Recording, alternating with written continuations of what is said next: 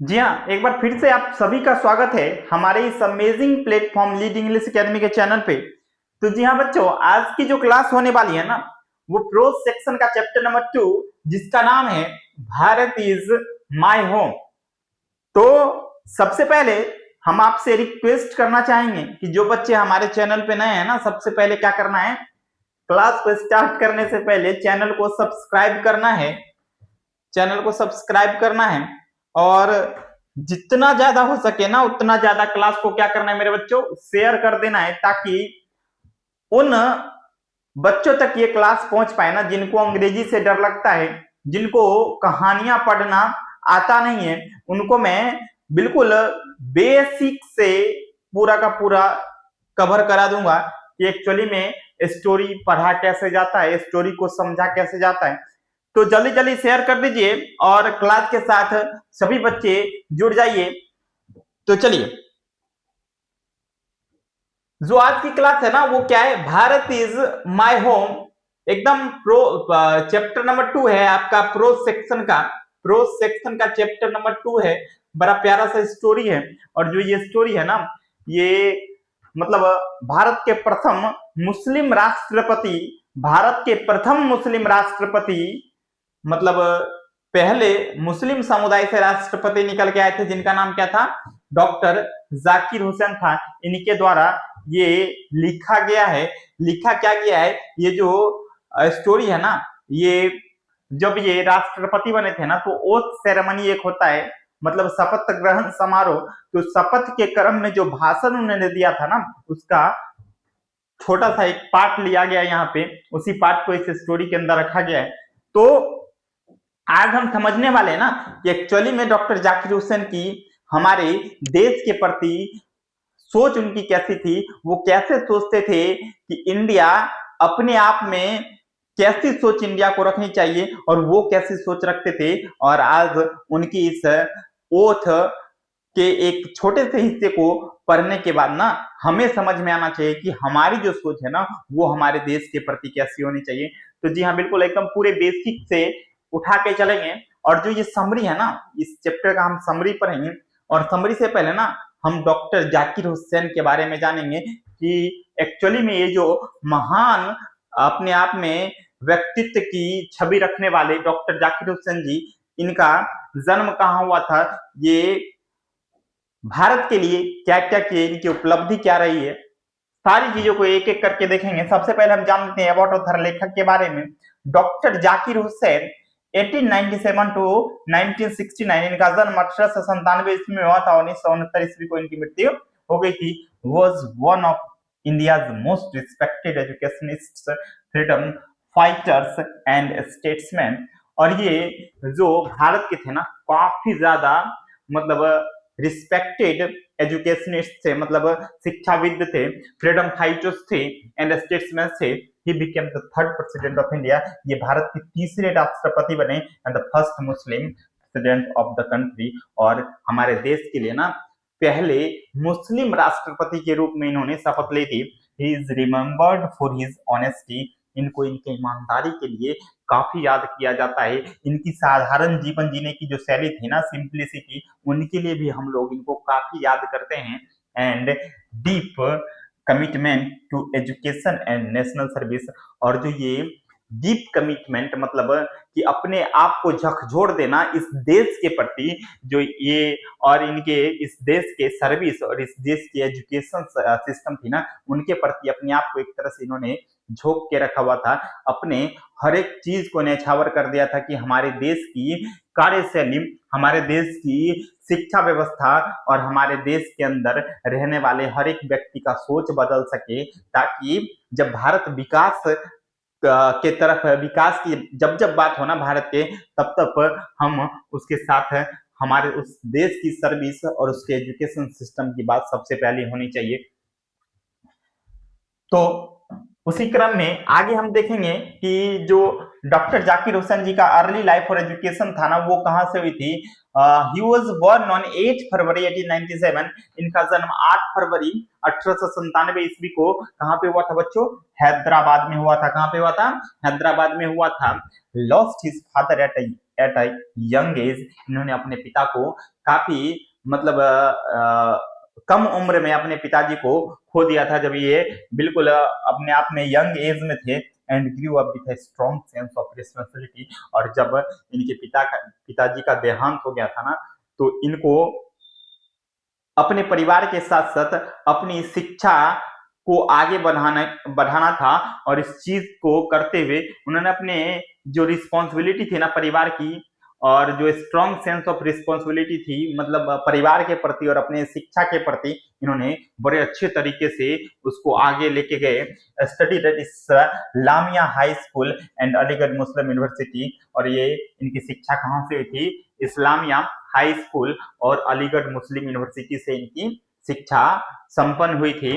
When to, उसके बाद जब भारत में इनकी शिक्षा यहाँ इन दोनों जगह से खत्म हुई थी, तब ये कहाँ गए थे? Went to Germany for higher studies, अपनी उच्च शिक्षा के लिए ये कहाँ चले गए थे? जर्मनी चले गए थे बच्चों। And earn a PhD in economics. और वहां पर उन्होंने अर्थशास्त्र से पीएचडी की डिग्री हासिल की। किस चीज की डिग्री?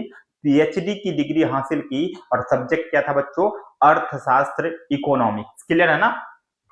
दैट मीन्स ये बहुत बड़े अपने आप में अर्थशास्त्री थे। क्लियर है ना? अब एक कंट्रीब्यूशन टू एजुकेशन, और इनका एजुकेशन के प्रति कंट्रीब्यूशन क्या रहा कि जब ये पढ़ लिख लिए तो इन्होंने हमारे देश के शिक्षा व्यवस्था के लिए क्या क्या किया, इनकी जो योगदान थी ना, इनका जो कंट्रीब्यूशन था ना शिक्षा के लिए, ये कैसा रहा हमारे देश के प्रति, तो जानेंगे। Doctor Zakir Hussain devoted most of his life to improving education in India. इन्होंने अपने जीवन का एक बहुत बड़ा हिस्सा क्या कर दिया? भारत की शिक्षा व्यवस्था को सुधारने के लिए, भारत की शिक्षण प्रणाली को सुधारने के लिए अपने जीवन को समर्पित कर दिया। वो founded the famous Jamia Millia Islamia university. और इन्होंने जब ये इनकी शिक्षा खत्म हुई, तब जाके जब भारत लौटे तो इन्होंने साथ मिलके को फाउंडर रहे थे जामिया मिलिया इस्लामिया यूनिवर्सिटी का जो स्थापना हुई थी ना, उसमें इनका बहुत बड़ा योगदान था। और ये कब हुआ था? 1920 में। Work as vice chancellor of Jamia Millia Islamia. और इसी यूनिवर्सिटी में इन्होंने वाइस चांसलर की भी भूमिका निभाई थी, मतलब कुलपति। क्लियर है ना? कुलपति के रूप में इन्होंने काम किया था। Letter became vice chancellor of Aligarh Muslim university. और जिस यूनिवर्सिटी, देखिए कितनी सौभाग्य की बात है ना कि जिस यूनिवर्सिटी से हम पढ़ के गए ना, उसी यूनिवर्सिटी में हम क्या कर दिए? उसी यूनिवर्सिटी में इनको क्या बनाया गया? वाइस चांसलर बनाया गया, कुलपति बनाया गया। दैट मींस दो यूनिवर्सिटी के कुलपति थे, एक थे जामिया मिलिया इस्लामिया और दूसरे अलीगढ़ मुस्लिम यूनिवर्सिटी के कुलपति ये रह चुके थे भारत के अंदर। Believed that education must build character. और इनका पूरा मानना ऐसा था कि एजुकेशन ही एक ऐसी बला है, एजुकेशन ही एक ऐसी शक्ति है, एजुकेशन ही एक ऐसी पावर है जो क्या कर सकती है? एक अच्छे कैरेक्टर का क्या कर सकती है? निर्माण कर सकती है। डिसिप्लिन, वो हमें अनुशासन सिखा सकती है। जब हम पढ़ेंगे ना, तो पढ़ने के बाद हमारे अंदर जो अनुशासन आता है ना, वही हमारे मतलब विनम्रता जो आती है ना, वही हमारे अनुशासन के रूप में दिखती है। स्किल्स, जो स्किल्स हमारे अंदर डेवलप होएगा ना, वो किस चीज से होएगा बच्चों? जब हम पढ़ेंगे। क्लियर है ना? एंड मोरल वैल्यूज, सबसे बड़ी बात है कि नैतिक ज्ञान जो आज तक किसी ने नहीं सिखाया, जो आपको कोई बता नहीं सकता, जब आप पढ़ेंगे ना तो वो आपके अंदर मोरल वैल्यूज की अपने आप में एक निखार आएगा कि मोरल क्या है, क्या है सैद्धांतिक बातें क्या है, उस चीज की तरफ आप ज्यादा विश्वास करने लगेंगे। इसलिए पढ़ना जरूरी है। आप ये देखिए, मेरा ऐसा मानना है कि पढ़ने का मकसद नौकरी पाना नहीं होना चाहिए। खुद के अंदर जब नॉलेज का डेवलपमेंट हो जाता है ना, तो वही सबसे बड़ी हमारे लिए क्या होती है? पूंजी। शिक्षा का मकसद समाज में नौकरी पाना नहीं होना चाहिए। कहते हैं ना, जब तक शिक्षा का मकसद समाज में नौकरी पाना रहेगा ना बच्चों, तब तक समाज में क्या पैदा होंगे? नौकर पैदा होंगे। और जो नौकर होगा ना, वो बड़े लेवल का नौकर हो सकता है, कोई आईएएस बनेगा, कोई आईपीएस बनेगा। क्लियर है ना? ये सभी क्या है? ये अपने आप में ये एक पब्लिक सर्वेंट है। क्या है? पब्लिक सर्वेंट है। दैट मींस ये क्या है? नौकर है। क्लियर है ना? ये सरकार के नौकर हैं, पब्लिक सर्वेंट है, हमारे नौकर हैं। क्लियर है ना? तो कि जितना ज्यादा आप पढ़ोगे ना उतना बड़ा नौकर बन जाओगे। इसलिए कहते हैं कि जब तक शिक्षा का मकसद समाज में नौकरी पाना होगा ना, तब तक समाज में क्या पैदा होंगे, नौकर पैदा होंगे। बड़ा नौकर बनने से अच्छा है छोटा मालिक बन जाओ, खुश रहोगे। आज हम ना नौकरी की तरफ, आज का युवा क्या भाग रहा है, नौकरी की तरफ, है ना। कि जब हम पढ़ लिए, हमारे अंदर नॉलेज आ गया है कि हम वो चीज कर सकते हैं जिससे हम, अगर हम नौकरी करेंगे ना सिर्फ हमारा भला होगा, तो हम काम कुछ ऐसा करें ना कि हमारे साथ साथ औरों का भला हो जाए। कि हम 10-20 लोगों को अगर रोजगार दे देना, 10-20 लोगों को नौकरी हम अपने अंदर में दे देना, तो ये हमारे लिए बड़ी सौभाग्य की बात होगी। इसलिए कहते हैं ना कि जब हम खुद कामयाब हो जाएंगे ना, तो दूसरे को भी उसी कामयाबी के लिए प्रेरित कर सकते हैं। जब तक हम खुद नहीं होंगे ना, तब तक हम किसी को प्रेरित नहीं कर सकते। ये कर भी सच है, लेकिन सच है। चलिए अब यहाँ पे कह रहे हैं कि मोरल वैल्यूज क्या होगा, strong supporter of Gandhi ji basic education. और गांधी जी के सबसे बड़े स्ट्रॉन्ग सपोर्टर थे जब उन्होंने एक नई तालीम की शुरुआत की थी, नई शिक्षा की शुरुआत की थी, बेसिक एजुकेशन की। उसके सबसे बड़े सपोर्टर थे, मतलब इनको सपोर्ट करने में सबसे बड़ा योगदान किनका था, गांधी जी के नए शिक्षा की नई प्रणाली जब इन्होंने डेवलप करी थी ना इंडिया के अंदर, तो उनको सबसे ज्यादा सपोर्ट किसने किया था, कि डॉक्टर जाकिर हुसैन जी ने किया था। अब है role in freedom, Indian freedom movement. जो भारत की आजादी के लिए जो आंदोलन हुए थे ना, उसमें इनका रोल क्या, क्लियर है ना, उसमें इनका रोल कैसा रहा था। Participated in the non cooperation movement, in non cooperation movement में हिस्सा लिया। Encourage youth to join national service, और युवाओं को प्रेरित किया कि उन्हें क्या करना चाहिए, नेशनल सर्विस को ज्वाइन करना चाहिए। Moral education and self reliance, और उन्हें क्या करना चाहिए, मोरल एजुकेशन के बारे में नॉलेज लेनी चाहिए, और सेल्फ रिलायंस, खुद के प्रति मतलब उत्तरदायित्व उनका बढ़ना चाहिए। Help develop educational institutions that supported the freedom struggle. इन्होंने क्या किया कि डेवलप एजुकेशनल इंस्टीट्यूशंस को डेवलप किया, ताकि एक हिडन सपोर्ट मिल सके फ्रीडम स्ट्रगल में। क्योंकि जितना हम भारत की आजादी के लिए लोगों को प्रेरित करेंगे ना, उतना हमारे लिए क्या होगा, काम आसान हो जाएगा। और वो प्रेरित, सबसे अच्छा तरीका क्या हो सकता है प्रेरित करने का, कि हम एजुकेशनल इंस्टीट्यूशन को क्या कर दे, डेवलप कर दे। कि हम ऐसी संस्थाओं में जाके इस चीज का नींव रखें ना, जहाँ पे बच्चे आते हैं, जहाँ पे नौजवान आते हैं, वहां से हम इस चीज की शुरुआत करते हैं। और बिल्कुल हमारे देश की आजादी में ना बहुत सारे नौजवानों ने अपनी जानों की कुर्बानी कर दी, बिना कुछ सोचे समझे, जो बिल्कुल अपने आप में एक गर्व महसूस करने वाली बात है कि हमारे देश में ऐसे भी योद्धा पैदा लिए कि जो खुद से पहले किनको रखा, हमारे देश को रखा। और ऐसा होना भी चाहिए। अब क्या कहते हैं कि जब हमारा देश आजाद हो गया ना, तो उसके बाद इनको क्या क्या पोजीशंस दिया गया, हमारे देश के उत्तरदायित्व तो क्या क्या दिए गए, कि किस तरीके से आपको देश को आगे ले जाना है। तो इनको सबसे पहले क्या बनाया गया, गवर्नर ऑफ बिहार का गवर्नर बनाया गया। सन 1957 में बनाया गया, और 1962 तक ये कहाँ के रहे, बिहार के गवर्नर रहे। और सौभाग्य की बात है कि हम लोग कहाँ से बिलोंग करते हैं, बिहार से बिलोंग करते हैं। और बिहार में ही इनको क्या बनाया गया, गवर्नर बनाया गया। उसके बाद वाइस प्रेसिडेंट ऑफ इंडिया इनको बनाया गया, भारत का उपराष्ट्रपति बनाया गया 1962 में, 1962 में। और पूरे 5 साल की कार्यकाल को इन्होंने खत्म किया, 62 में बने, 1967 तक रहे। उसके बाद अगले पंचवर्षीय योजना के लिए इनको भारत का राष्ट्रपति बना दिया था, प्रथम नागरिक भारत का इनको घोषित किया गया। और 1967 में इनको बनाया गया, और 2 साल इन्होंने अपने कार्यकाल को बड़े अच्छे तरीके से निभाया। और भारत की इकलौते राष्ट्रपति या रहे, इकलौते पद पे बैठे हुए ऐसे व्यक्ति रहे जिनकी मृत्यु उनके ऑफिस के अंदर ही कार्यकाल के कार्य प्रणाली के दौरान इनकी मृत्यु हो गई। क्लियर है ना। He passed away while still in office, the only Indian president to do so. Bharat के इकलौते प्रधानमंत्री रहे, सॉरी इकलौते राष्ट्रपति रहे जिनकी मृत्यु कार्य करने के दौरान हुई और ऑफिस में हुई। क्लियर है ना।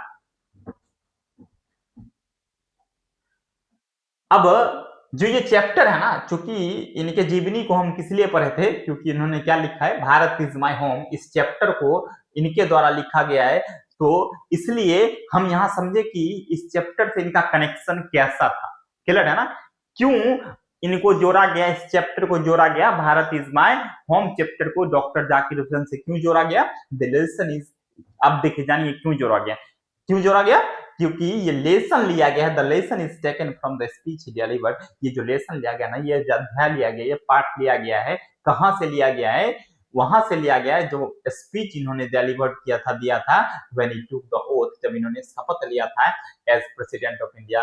किस चीज की शपथ लिए थे, भारत के राष्ट्रपति का शपथ इन्होंने जब लिया था, तब जाके उसी स्पीच से ये जो लेसन है ना लिया गया है, it reflects his thinking that, और ये दिखाता है कि उनकी थिंकिंग कैसी थी, India is like a large family, Bharat एक बहुत बड़ा परिवार है, भारत एक क्या है, भारत के प्रति देखिए इनका सोच कैसा है कि ये क्या बता रहे हैं शपथ ग्रहण समारोह के दौरान अपने भाषण में, कि भारत क्या है, एक बहुत बड़ा परिवार है, every citizen is a family of a family member, और जितने भी नागरिक है ना इस देश के, सभी इस परिवार के क्या हैं, सदस्य हैं, सभी इस परिवार के क्या हैं, सदस्य हैं, and serving the nation is a sacred responsibility, और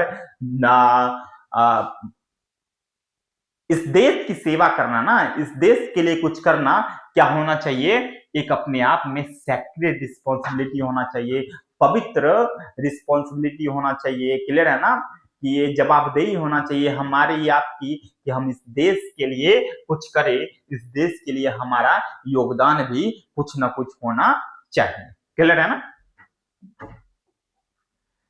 अब समरी आपकी यहां से क्या होगी मेरे बच्चों, स्टार्ट हो जाएगी, और बिल्कुल हम बिल्कुल बड़े अच्छे तरीके से, अभी तक आपने पढ़ा देखा होगा ना कि बड़े अच्छे तरीके से आपको ये जो अबाउट ऑथर था ना डॉक्टर जाकिर हुसैन के बारे में बड़े अच्छे तरीके से समझ में आएगा, और बिल्कुल उसी तरीके से आगे भी आपको समझ में आने वाला है। और यहाँ पे हम शुरू करेंगे, समरी का मतलब क्या होता है, सारांश। समरी का मतलब क्या होता है मेरे बच्चों, सारांश होता है।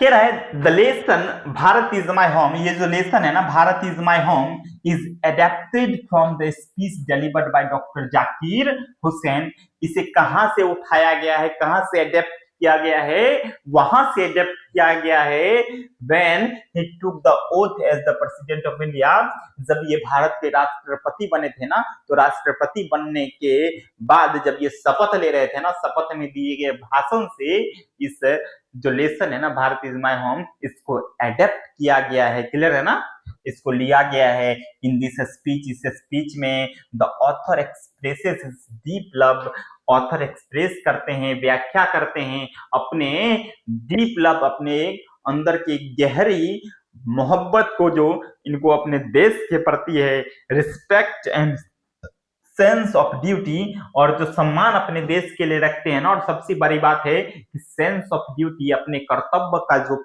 अपने कर्तव्य को जहन में रखते हुए, किसके किसके लिए, टुवर्ड इंडिया, भारत के लिए जो इनके कर्तव्य थे ना, कि इनकी जो समझ थी ना, वो मतलब वो दिखाता है कि ये हमारे देश से कितने मोहब्बत करते थे, ये हमारे देश को कितना चाहते थे। He sees the entire country as his home, ये क्या करते हैं, ये देखते हैं कि पूरा जो भारत के पूरा जो भारत है ना, पूरा जो देश है ना, ये पूरा का पूरा देश हमारा क्या है, घर है, and every citizen of India, और भारत के सभी नागरिक as a member of our his family, और जितने भी भारत के नागरिक है ना, वो उनके परिवार का एक अहम हिस्सा है, उनके परिवार का क्या है, एक अहम हिस्सा है। देयरफॉर इसलिए he promises to work sincerely for the growth, और ये प्रॉमिस करते हैं कि प्रोमिसेस टू वर्क सिंसियरली, ये बड़े अच्छे तरीके से अपने कामों को करेंगे, फॉर द ग्रोथ, किसके लिए, फॉर द ग्रोथ के लिए, हैप्पीनेस के लिए, यूनिटी के लिए, पीस के लिए, and progress of the nation, इन तमाम चीजों के लिए ना क्या करेंगे, ये अपने कर्तव्यों का ये वादा करते हैं कि ये ऐसा काम करेंगे ना जिससे हमारे देश को प्रगति मिले, जिससे हमारे देश के एक एक नागरिक खुश रहे, जिससे हमारे देश की यूनिटी, एकता बनी रहे, जिससे हमारे देश में शांति बनी रहे, और सबसे बड़ी बात है ये ऐसा काम करेंगे ना जिससे हमारा देश तरक्की के रास्ते पे जाए। क्लियर है ना? अब जो कह रहे हैं ना नेक्स्ट क्वेश्चन में, when doctor Zakir Hussain took the oath, जब जाकिर हुसैन शपथ लेते हैं as the president of India, Bharat के राष्ट्रपति के रूप में, he made very emotional and meaningful speech, ये काफी भावनात्मक और काफी कह सकते हैं ना कुछ ना कुछ समझने वाली स्पीच देते हैं। The chapter Bharat is my home and extract from that speech, और ये जो चैप्टर है ना उसी का एक हिस्सा है। He begins by saying that he is deeply aware of the great responsibility placed on his soldiers. वो यहाँ से कहना शुरू करते हैं, क्या किस चीज की लाइन से शुरू करते हैं, ये कहीं ना कहीं इस चीज से अवेयर हैं और इनको एहसास है कि कितनी बड़ी उत्तरदायित्व, कितनी बड़ी दायित्व अपने कंधों पे उठाने के लिए ये आगे बढ़ रहे हैं। Becoming president is not a matter, Bharat का राष्ट्रपति होना ये बिल्कुल मायने नहीं रखता, ये हमारे लिए कोई बड़ी बात है ही नहीं कि मैं भारत का राष्ट्रपति बन रहा हूँ। Matter, this is not a matter of power for him, ये किस चीज के लिए मैटर नहीं करता कि ये कहते हैं ना कि कोई पद हमें मिल जाता ना तो एक पावर हमारे अंदर आ जाती है, तो ये उसी चीज की जिक्र करके becoming president not a matter of power for him, कि भारत का राष्ट्रपति होना उनके लिए कोई मैटर नहीं करता है कि उनके पास पावर आया है, matter of power for him, ये बिल्कुल मायने नहीं रखता है। रादर, जबकि इट इज सैक्रेड ड्यूटी, ये अपने आप में हमारे लिए एक पवित्र कर्तव्य है, ड्यूटी है, जिसको हम निभाएंगे, ऐसे निभाएंगे कि कोई हमारे ऊपर उंगली तक ना उठा सके। क्लियर है ना? ही थैंक्स, वो धन्यवाद करते हैं the people of India, Bharat के लोगों का, for trusting him and giving him the honour, कि किस लिए धन्यवाद करते हैं कि उन पे विश्वास बनाने के लिए और उनको ये सम्मान देने के लिए।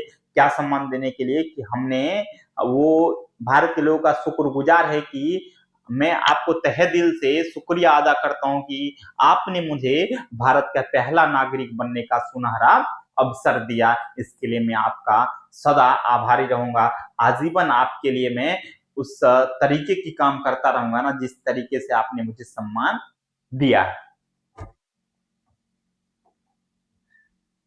अब कहते हैं कि नेक्स्ट स्पीच में वो कहते हैं कि आगे जब स्पीच बढ़ती है तो कहते हैं India as a family, Bharat को मैं किस नजरिए से देखता हूँ, एक परिवार के नजरिए से देखता हूँ। किस नजरिए से देखता हूँ? भारत हमारा एक परिवार के जैसा है। He says that India is not just a country, वो कहते हैं कि भारत केवल एक देश नहीं है, India is his home, Bharat ही उनका घर है, भारत ही उनका क्या है? घर है। आज हमसे पूछता है ना तुम्हारा घर कहाँ है, तो हम अपने गांव का नाम बताते थे। क्लियर है ना? लेकिन हमारे देश के मतलब पहले मुस्लिम प्रधानमंत्री जिनका नाम क्या था, डॉक्टर जाकिर हुसैन, जब ये शपथ ग्रहण समारोह में अपने भाषण को दे रहे थे ना, ये कहते कि भारत हमारे लिए सिर्फ देश नहीं है, ये हमारा घर है, ये हमारा क्या है? घर है। क्लियर है ना? All the people living in India, और जितने भी लोग भारत में रह रहे हैं, are his brothers and sisters, ये उनके भाई और बहन हैं। Just like members of one big family, ठीक उसी तरह जिस तरीके से एक बड़े परिवार में हर एक सदस्य होता है, उसी प्रकार जितने भी भारत के लोग हैं ना, वो हमारे भाई और बहन के समान हैं। बिकॉज ऑफ दिस बिलीफ, और इस बिलीफ के वजह से ही प्रोमिसेस टू वर्क सेल्फलेसली, ये प्रॉमिस करते हैं, ये वादा करते हैं देशवासियों से कि ये अपने मतलब इच्छा को साइड में रख के वो इस देश के लिए काम करेंगे और फॉर देयर वेलफेयर, ऐसा काम करेंगे जो उनके लिए भलाई का काम हो। He wants to remove injustice, वो चाहते थे कि भारत में अन्याय को खत्म कर दिया जाए, अन्याय को जड़ से मिटा दिया जाए, इनइक्वालिटी, असमानता को हटा दिया जाए, पॉवर्टी, गरीबी को खत्म कर दिया जाए, सफरिंग फ्रॉम दिस फैमिली। और सबसे बड़ी बात है ना कि इन तमाम चीजों को हटाना चाहते थे जिससे भारत का परिवार जूझ रहा है। उस समय जब ये राष्ट्रपति बने थे ना, तो ये कह रहे हैं, वहां पे बड़ा समझने वाला लाइन है और बिल्कुल ये सत्य को इन्होंने ऑब्जर्व किया था। ये कहते हैं कि जो भारत के अंदर ना इनजस्टिस है, अन्याय है ना, जो असमानता है ना, जो गरीबी है ना, हम चाहते हैं कि ये हर घर से हम इसको खत्म कर दें, हर घर से इसको हम मिटा दें, ताकि न भारत में अन्याय हो, न भारत में गरीबी बचे, न भारत में असमानता हो। कि ये कहते हैं ना कि सभी लोग भारत में हमारे लिए भाई बहन है, ना कोई छोटा है, ना कोई बड़ा है, ना कोई ऊंच है, ना कोई नीच है, ना कोई जात का बंधन, ना कोई पात का बंधन। क्लियर है ना? हर चीज से ऊपर उठ के हम कहेंगे कि हम इस देश के नागरिक हैं। और सबसे बड़ी बात है ना कि कोई हमारा धर्म पूछे ना तो बताना कि हम हिंदू या मुसलमान नहीं है, सिख या ईसाई नहीं है, क्रिश्चियन या फिर कोई अन्य जाति से बिलोंग नहीं करते। हमारा एक ही धर्म है, और वो धर्म क्या है कि हम भारत के नागरिक हैं। क्लियर है ना? हम भारत के नागरिक हैं, ऐसा इन्होंने कहा।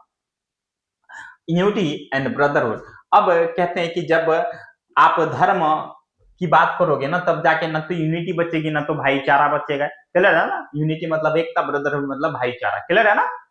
कि he highlights that India he highlights that India's richness comes from its diversity।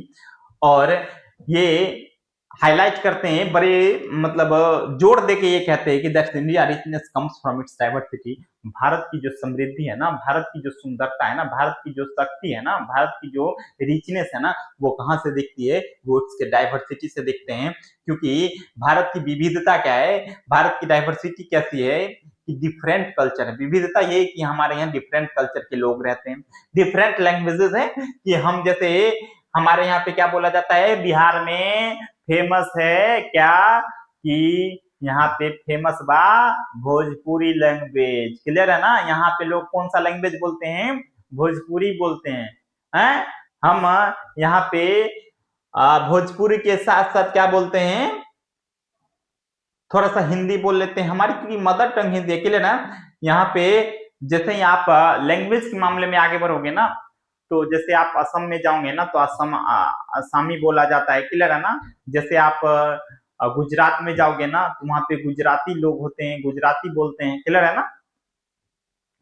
तो अलग अलग लैंग्वेज होता है, और अलग अलग तरीके की रिलीजन्स होती है, जैसे हिंदू, मुस्लिम, सिख, ईसाई एंड ट्रेडिशन। और जैसे ही ट्रेडिशंस भी होता है ना, बिल्कुल अलग होता है, परंपरा बिल्कुल अलग होती है।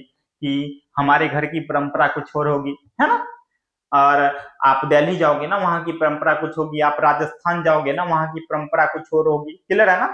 तो ये समझने वाली बात, और यही इसकी खूबसूरती है, यही इसकी सुंदरता है, यही इसकी धनवान होने की पहचान है। बट ही इंसिस्ट, लेकिन वो आगे ये इंसिस्ट करते हैं कि that despite this differences, in differences के बावजूद वी मस्ट रिमेंबर दैट, हमें एक चीज अवश्य याद रखना चाहिए। क्या याद रखना चाहिए? We all belong to one nation. कि हम चाहे हिंदू हैं, चाहे मुसलमान हैं, चाहे सिख है, चाहे ईसाई है, चाहे हम कोई भाषा बोलते हैं, चाहे भोजपुरी बोलते हैं, चाहे हिंदी बोलते हैं, चाहे तमिल बोलते हैं, चाहे कन्नड़ बोलते हैं, doesn't matter for me.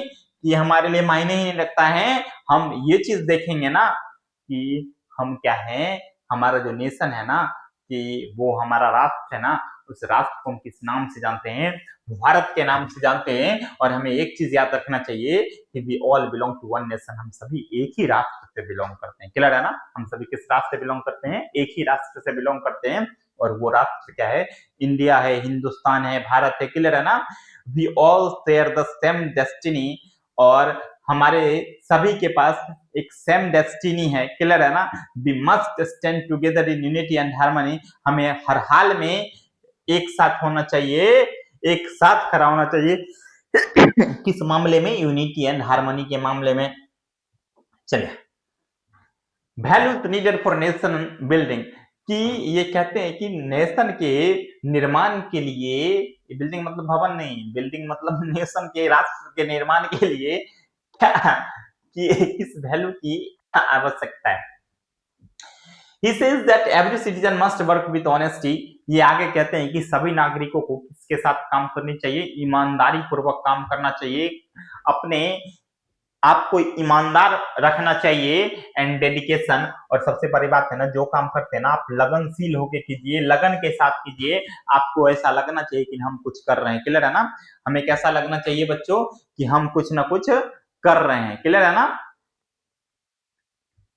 Next कहते हैं the strength and success of a nation depend on, और जो स्ट्रेंथ और सक्सेस किसी राष्ट्र का होता है ना, सबसे मजबूती और सफलता, मजबूती और सफलता किस चीज पे डिपेंड करती है, यहाँ पे जो नीचे दिया गया है ना, बिल्कुल आपके हाईलाइटेड है, क्या है पहला, हार्ड वर्क। किसी राष्ट्र का मजबूती और सफलता उसके लोगों के हार्ड वर्क के ऊपर डिपेंड करता है, वहां के लोगों के डिसिप्लिन के ऊपर डिपेंड करता है। किसके ऊपर बच्चों डिपेंड करता है, डिसिप्लिन के ऊपर डिपेंड करता है, मोरल वैल्यूज, नैतिक सिद्धांतों के ऊपर डिपेंड करता है, क्लियर है ना, रिस्पेक्ट फॉर ईच अदर, कि हम एक दूसरे का कितना सम्मान करते हैं ना, इसके ऊपर डिपेंड करता है, sacrifice for the common good, और कहीं ना कहीं जो साधारण तरीके की चीज होती है ना, उसके लिए हम कितना सेक्रीफाइस करते हैं, क्लियर है ना, कि इन तमाम चीजों के ऊपर इस किसी भी राष्ट्र का, हमारे देश का ही नहीं, किसी भी राष्ट्र का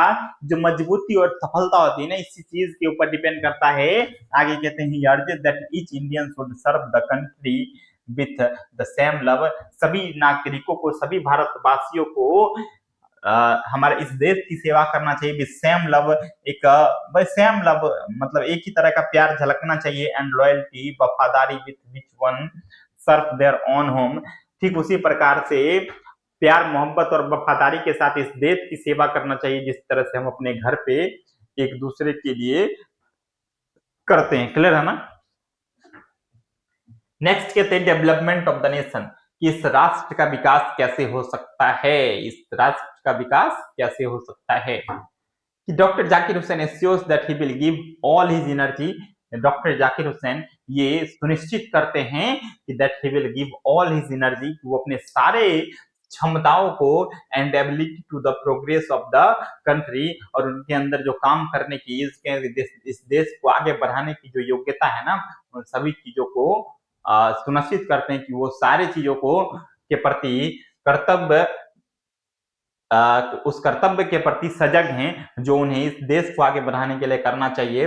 ही ड्रीम्स ऑफ एन इंडिया, वो देखना चाहते हैं, ही ड्रीम्स ऑफ एन इंडिया, वो भारत के लिए कैसा सपना देख रहे हैं, कि एक ऐसा राष्ट्र बनाने की सोच रहे हैं, एक ऐसा भारत, एक ऐसा सुंदर भारत, एक ऐसा सुशील भारत जिसकी कल्पना वो करते हैं, जिसकी सपना वो देखते हैं, कौन देखते हैं, डॉक्टर जाकिर हुसैन, कि कैसे भारत की कल्पना करते हैं, सपना देखते हैं मेरे बच्चों, कहते हैं वेयर जस्टिस प्रिवेल्स, जहां पे न्याय की जीत हो, हर हाल में न्याय की जीत हो। आज हम देखते हैं ना कि जो न्याय होता है ना, न्याय प्रिय लोगों के पक्ष में नहीं जाता है, न्याय उनको नहीं मिल पाता है जो न्याय के असली हकदार होते हैं, क्योंकि आज हम कहते हैं ना कि हमारा कानून अंधा सा हो गया है, क्लियर है ना, कि अंधा कानून है, ये बिल्कुल सत्य है कि भारत का जो कानून आज हो गया ना, बिल्कुल चंद, कहते हैं ना कि चंद पैसों के खेल का ये एक खेल बन चुका है, कि हमारे देश का कानून ऐसा हो गया है ना, जहां पे सच्चे लोगों को न्याय नहीं मिलता है, झूठे को तुरंत मिलता है, क्लियर है ना, कि वेयर जस्टिस प्रिवेल्स, जहां पे न्याय की जीत हो, where every person gets equal opportunity, जहां पे सभी लोगों को समान अवसरें मिले आगे बढ़ने के लिए, वेयर एजुकेशन इज इम्प्रूव्ड, ऐसा भारत देखना चाहते हैं जिसकी जो एजुकेशन है ना, वो इम्प्रूव्ड होना चाहिए, where peace and prosperity spread everywhere, जहां सुख शांति और समृद्धि चारों तरफ फैले, क्लियर है ना, where people work together for the national development, जहां पे लोग एक साथ काम करें, किसके लिए, राष्ट्र के विकास के लिए, क्लियर है ना, एक ऐसा राष्ट्र देखना चाहते थे, कौन देखना चाहते थे, भारत के राष्ट्रपति जो रहे थे, तीसरे राष्ट्रपति डॉक्टर जाकिर हुसैन जी। नेक्स्ट वो क्या कहते हैं, हिज प्रोमिसेस, लास्ट में जब वो भाषण दे रहे थे ना, खत्म कर रहे थे ना, तो वो एक प्रॉमिस करते हैं देशवासियों से, वो एक शपथ लेते हैं कि promises to maintain the dignity of the office of the president with honesty and purity of heart, वो आगे कहते हैं कि वो वादा करते हैं, वो प्रॉमिस करते हैं कि मैं भारत के राष्ट्रपति के ऑफिस की गरिमा को बनाए रखूंगा with honesty and purity of heart, बिल्कुल ईमानदारी और अपने दिल की उस सच्चाई के साथ बना के रखूंगा, जिस चीज की आप कल्पना करते हैं और जिस चीज की भरोसा करके आपने मुझे वो सम्मान दिया है कि मैं भारत का पहला नागरिक बन सकूं, उस सम्मान को मैं सर्वोपरि रखूंगा और उस गरिमा को मैं क्या करूंगा, बनाए रखूंगा। He will not allow personal interest, वो कहते हैं कि वो अपने पर्सनल इंटरेस्ट को, जो पर्सनल बिल्कुल निजी जो इच्छा है ना, उनको कभी भी अलाउ नहीं करेंगे, और सेल्फिश मोटिव्स, और कभी भी उस मोटिव को सफल नहीं होने देंगे जो सेल्फिश होगा, टू इन्फ्लुएंस हिम, जो उनको प्रेरित करे। क्लियर है ना, कि ऐसे किसी भी काम को नहीं करेंगे ना जिससे सिर्फ उनका भला हो, ऐसे किसी काम को नहीं करेंगे ना जिससे उनके आसपास वाले लोगों को भला हो, वो ऐसा काम करेंगे ना जिससे पूरे राष्ट्र के लोगों के लिए एक मिसाल बने, लास्ट के लोगों के लिए सर्वोपरि रहे। क्लियर है ना, ऐसा काम करना चाहते हैं। ही बिलीव्स, उनका मानना है दैट ओनली थ्रू लव, कि वही एक रास्ता है। कौन सा रास्ता है, कि हम प्यार के माध्यम से, कंपैशन के माध्यम से, यूनिटी के माध्यम से, एंड डेडिकेटेड सर्विस के माध्यम से, कि can India became a strong and great nation. यही वो तरीका है जिस तरीके के माध्यम से भारत एक स्ट्रॉन्ग और महान राष्ट्र बन सकता है। इसके सिवाय हम कल्पना नहीं कर सकते कि हम एक महान राष्ट्र बने, हम एक ऐसा राष्ट्र बने ना जहां पे कि दूसरे जगह के लोग हमें अनुसरण करें, हमें देखना शुरू करें और हमें कॉपी करना शुरू करें। क्लियर है ना। लास्टली अब यहाँ पे देखिए ना कि आपका ये चैप्टर था ना, ये समरी बिल्कुल पूरे डिटेल्ड समरी, ऐसा समरी आपको किसी ने बताया नहीं होगा, ना किसी ने आज तक पढ़ाया होगा। क्लियर है ना, जैसा मैंने आपको पढ़ा दिया, एक तरीके से आप समझ सकते हैं ना कि पूरा का पूरा लेसन आपको खत्म हो गया। लाइन बाय लाइन एक्सप्लेनेशन जिसको बोलते हैं ना, वो बिल्कुल खत्म हो गया। आप कोई भी क्वेश्चन एग्जाम में आएगा ना, आप बिल्कुल अच्छे से आंसर कर सकते हैं उसका।